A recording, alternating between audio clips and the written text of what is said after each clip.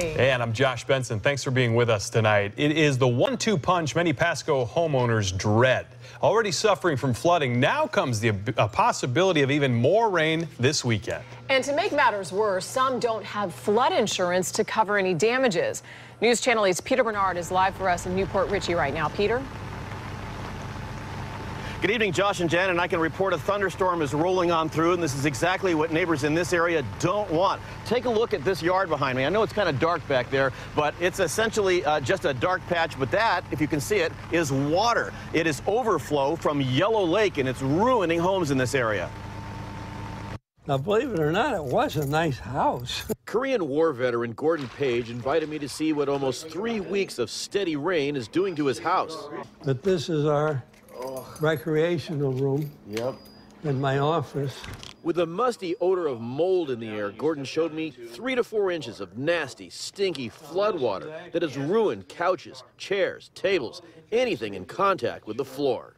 This is the first time it ever did this. We've had storms in the past, and if you look out in my backyard, now that's all lawn. Oh, here's my ship that I served on. Gordon served as an electrician in the Korean War. He worked on a ship, keeping supply lines open.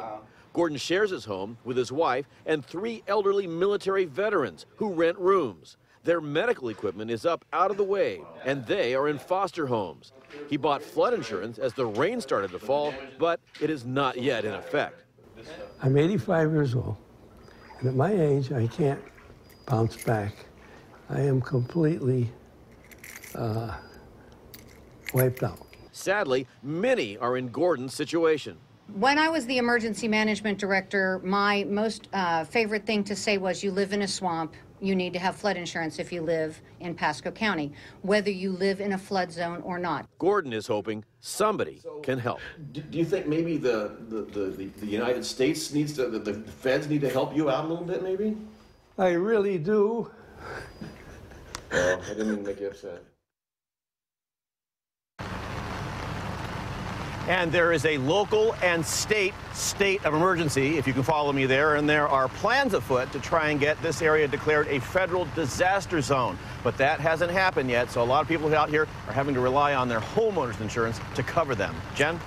You know, Peter, it absolutely breaks my heart to see Gordon so upset about all he's going through, and it makes me wonder, what are people like him supposed to do at this point?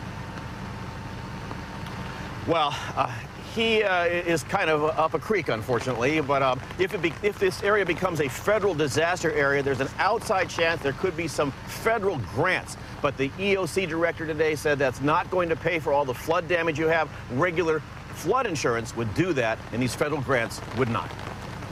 Maybe a little help from the community is in order here. Peter Bernard, live in Pasco County for us tonight. Thank you.